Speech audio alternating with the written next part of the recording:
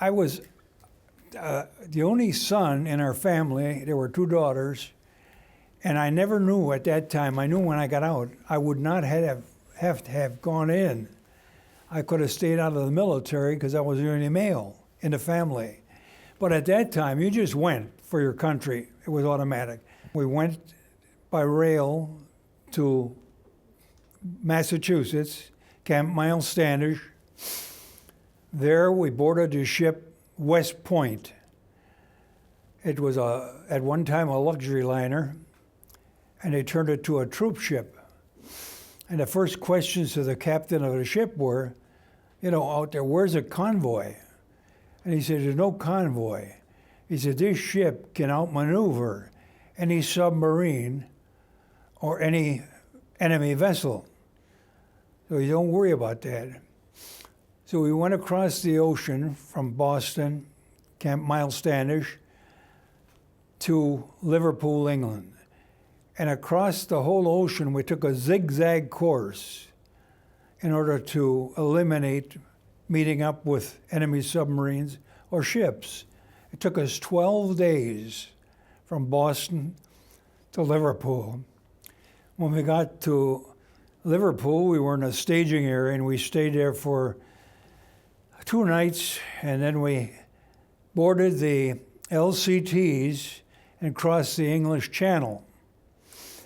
And we got across the English Channel and landed on Normandy, Omaha Beach. We'd seen all of the D-Day destruction and the trucks that were still in the water and tanks were in the water and they hadn't been brought ashore yet.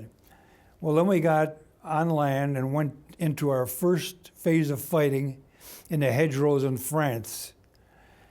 And it was very difficult because you had height, width, and length of the hedgerow, poor observation, and you did mostly small arms fire, and hand grenades were used to get at the enemy. Well, we got through the hedgerows and we captured quite a few enemies, and we sent them back to the rear lines as prisoners of war.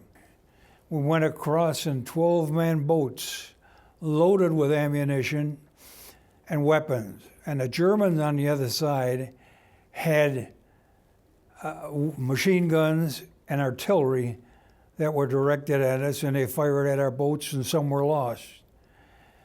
We did lose, we had casualties from that experience.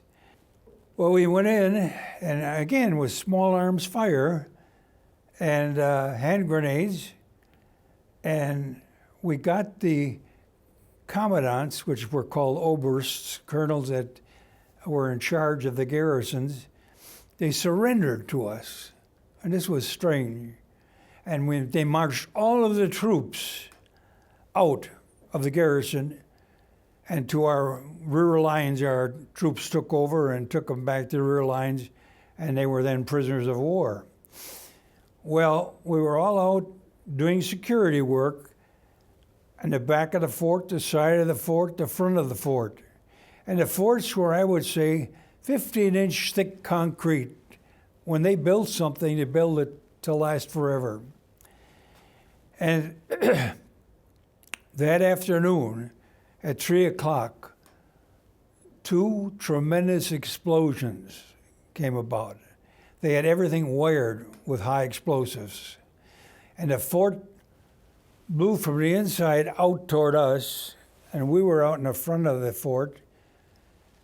And it got all of those that were inside of the fort looking for enemy materials, and it got those people in the rear of the fort.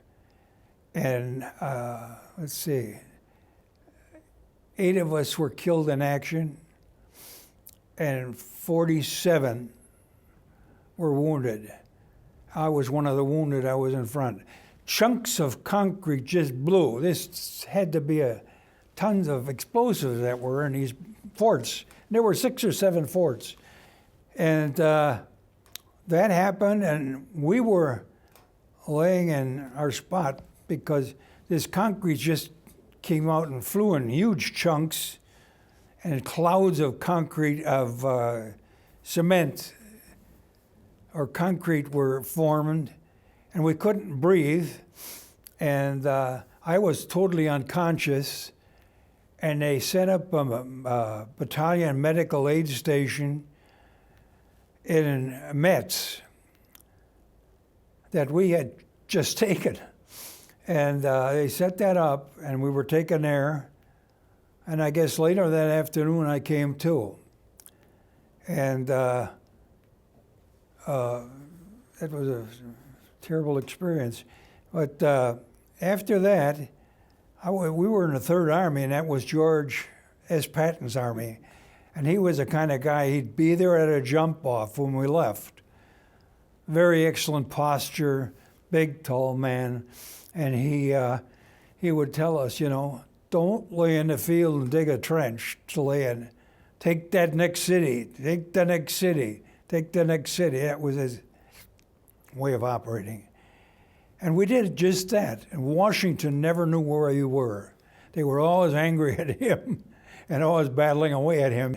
I was telling you, I was in the hospital for a few days, and all of those with good arms and good legs and mobility, he had given an order that they should be taken out and sent back to their units and combat, which I went out, and those that were ready to go went out, and once again got back in combat and took a lot more cities in France, liberated them, and then went into Germany and liberated those cities.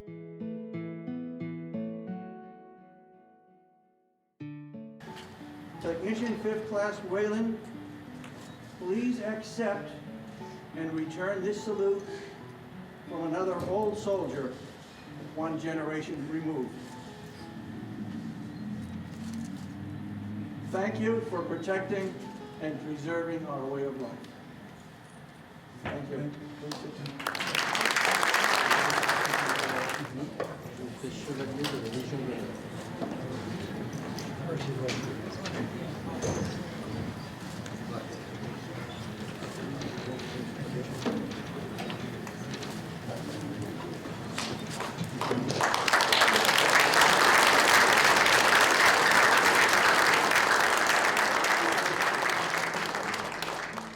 The medal was pinned on you a few minutes ago? Yes. How did that feel?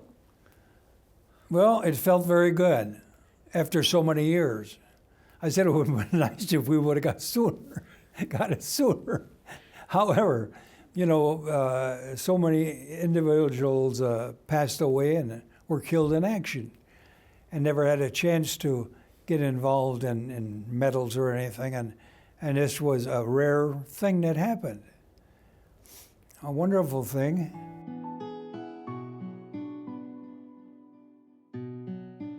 Veterans Day poem by Jack Sommers. My Grandpa Joe is the best guy I know. He fought in World War II for me and for you. When I look at our flag and I think of Grandpa Joe and the freedom he fought for so long ago, I love being free, I love being me, I love Grandpa Joe.